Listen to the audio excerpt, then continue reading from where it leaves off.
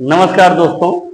चलिए हम लोग जो क्वेश्चन पढ़ रहे थे पिछले दिन प्रकाश के अपवर्तन पर आधारित प्रश्न पढ़ रहे थे, तो उसी कड़ी में हम आगे बढ़ाते हैं। क्वेश्चन नंबर 8 हो गया था, क्वेश्चन 9 की तरफ बढ़ते हैं। ठीक है, तो क्वेश्चन 9 है, प्रकाश का वेग निम्न में से किस माध्यम में सबसे अधिक होता है। ठीक है, तो सबसे अधिक किसमें होता है इस ऑप्शन को बताना है। तो कह रहा है वायु में, जल में, कांच में या निर्वात में। तो सबसे कम यहाँ पे अपवर्तनांक किसका होगा, निर्वात का। तो सबसे तेज प्रकाश किसमें चलेगा, निर्वात में चलेगा, क्योंकि इसी का अपवर्तनांक क्या होगा, सबसे कम होगा और इसकी तुलना में सबका अपवर्तनांक ज्यादा ही है। ठीक, इसका आंसर क्या हो जाएगा, तो होगा निर्वात।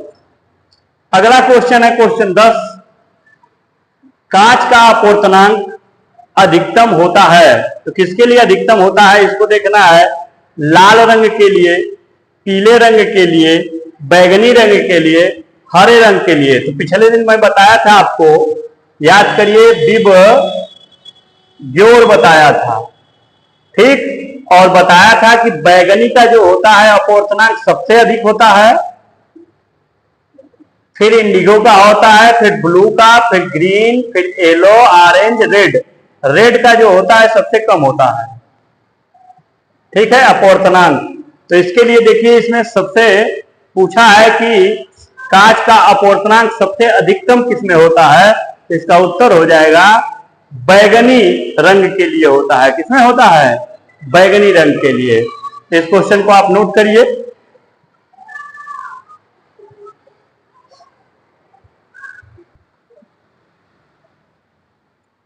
अब है क्वेश्चन नंबर 10, प्रकाश की चाल माध्यम 1 व माध्यम 2 में V1 है व V2 है। ठीक है, माध्यम 1 में कितनी है, V1 है, और माध्यम 2 में कितनी है, V2 है। तब माध्यम 1 का अपवर्तनांक माध्यम 2 के सापेक्ष होता है।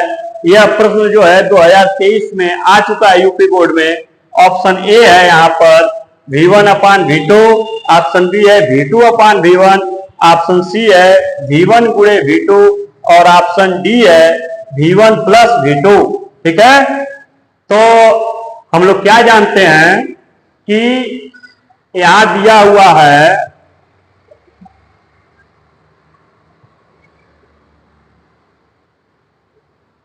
दो गो माध्यम। ठीक, एक है माध्यम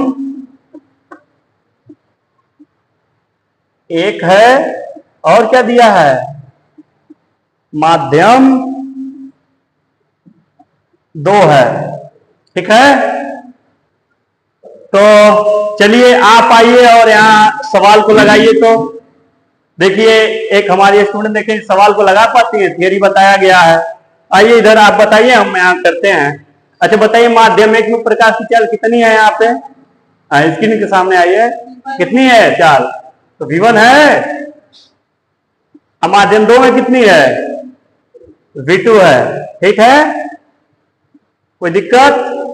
अब ये हमको आप बताइए कि यहाँ क्या पूछा है आपसे कि माध्यम 1 का अपवर्तनांक माध्यम 2 के सापेक्ष। तो चलिए यही देखिए, लगाइए। तो आप लगा लेती हैं सवाल को, हाँ, फिर हम समझा देंगे इसको। यहां बराबर लिखिए।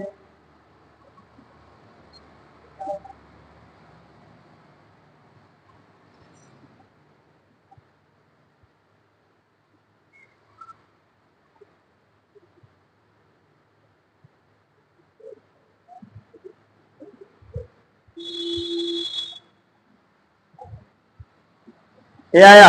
अच्छा ये बताइए आपने कैसे लिखा है। हाँ, तो अपवर्तनांक बराबर क्या होता है, निर्वात में प्रकाश की चाल बटे माध्यम में प्रकाश की चाल। ठीक है, तो इसका उत्तर इनके हिसाब से क्या आया है, ए आया है। अब मैं एनालिसिस करके बताता हूं। देखिए यहाँ क्या है, तो यहाँ किसका अपवर्तनांक पूछा हुआ है आपको, तब माध्यम 1 का अपवर्तनांक पूछा गया है। किसका माध्यम पूछा गया है, माध्यम 1 का अपवर्तनांक। तो जो अपवर्तनांक होता है वो कहां रहेगा, पीछे, और किसके सापेक्ष पूछा रहेगा, वो रहेगा आगे। तो हम लोग पढ़े 2n1 बराबर क्या होता है, n1 अपान n2 हो जाएगा। जो यहाँ वाला रहता है ऊपर रहता है, जो ये वाला रहता है नीचे रहता है। अब देखिए, अब इसको लिखी क्या है, n1 बराबर, तो n1 बराबर, n बराबर जब होता है c/v, तो हो गया माध्यमिक में निर्वात में प्रकाश की चाल हो गया, अब बट्टे क्या हो गया, माध्यमिक में प्रकाश की चाल, फिर हो गया निर्वात में प्रकाश की चाल बट्टे माध्यम 2 में प्रकाश की चाल। सी से सी कट गया और ये कहां आ गया, ऊपर, तो इसका उत्तर क्या आ गया, v2 अपान v1। तो इसका क्या आंसर हो जाएगा, बी वाला सही हो जाएगा। तो इसको आप नोट कर लीजिए।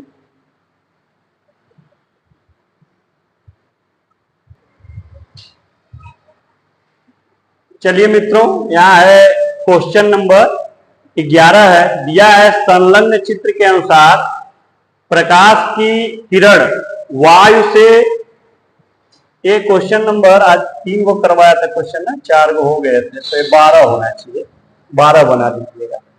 संलग्न चित्र के अनुसार प्रकाश की किरण वायु से किसी माध्यम में प्रवेश करती है। वायु से किसी माध्यम में क्या हो रही है, प्रवेश कर रही है।